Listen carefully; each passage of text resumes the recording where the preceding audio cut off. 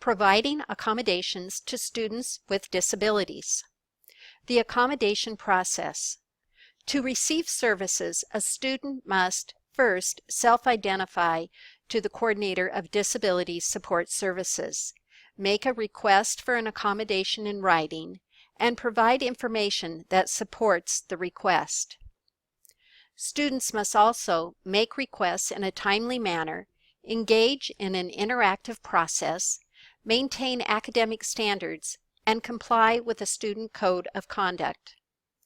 Legal considerations. Students are required to follow the procedure to request accommodations.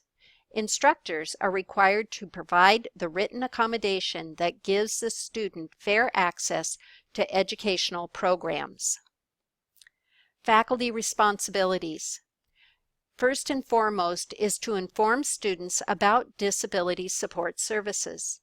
This may be done by providing a written statement on the syllabus, making an announcement to the class, offering a DSS brochure, and referring students to the DSS webpage. A statement for the syllabus on the Walla campus would read, "To request accommodations related to a disability, contact Claudia Angus, PhD, Coordinator of Disability Support Services at 509-527-4262 or email claudia.angus@wwcc.edu. Faculty responsibilities. Implement the accommodations as written. Beyond the accommodation, treat the student with a disability in the same manner as any other student. The instructor is not required to modify the essential requirements of the course. Questions to be considered when determining an essential requirement of a course. First, does the request alter the content or process of the course? Second, is the essential requirement based on an academic or industrial standard?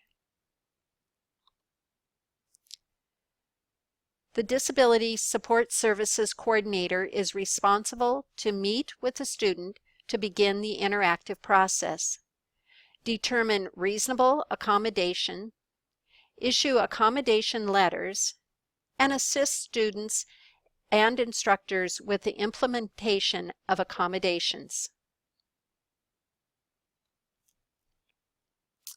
Also provide training to staff, serve as a resource, and collaborate to ensure the campus is in compliance with state and federal disability laws.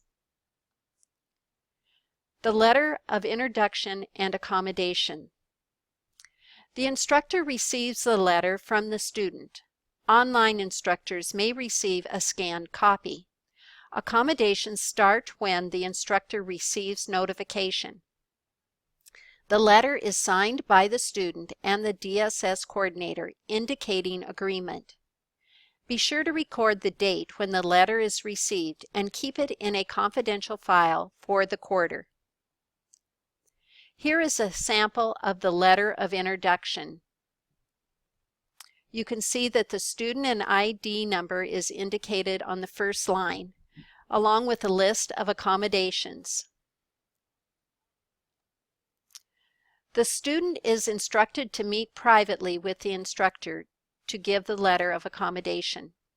Any additions or changes to the accommodations listed must be approved by the DSS coordinator to be sure it relates to the student's disability. Examples of accommodations. Testing accommodations such as extra time and distraction-reduced environments, alternate formats for textbooks, sign language interpreters, recording lectures, and note takers. Note-taking accommodation. Some students may need the instructor's assistance to identify a volunteer peer note-taker. Recruit a student from the class who takes good notes that are easy to read and attends consistently. The student will have a note-taking brochure that explains the duties to give to the volunteer.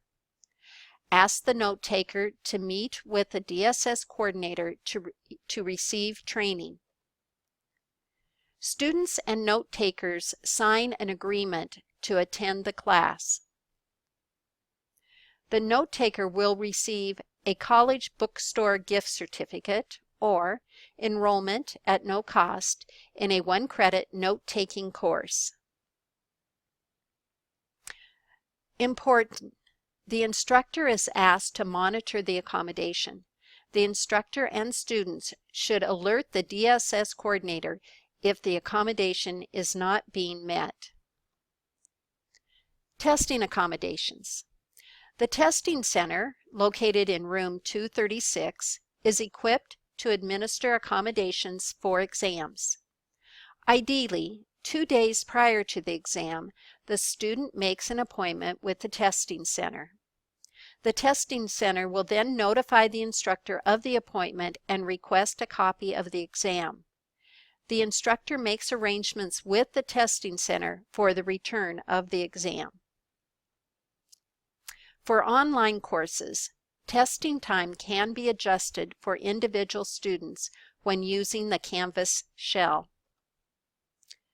Tips for faculty and staff. Communicate with the student directly. Avoid assumptions about a student's abilities and/or disabilities. Contact the DSS coordinator if you have questions, concerns, or need clarification. Maintain confidentiality. A word about confidentiality. In general, students are in control of their disability information. College employees should not ask a student to disclose information about their disability. Faculty are informed about a student's accommodations, not the disability. FERPA and HIPAA laws apply. Letters of accommodation are confidential documents. A signed release of information form allows for the exchange of information. When in doubt, ask for a student to sign such a release. Questions? Go ahead and ask us.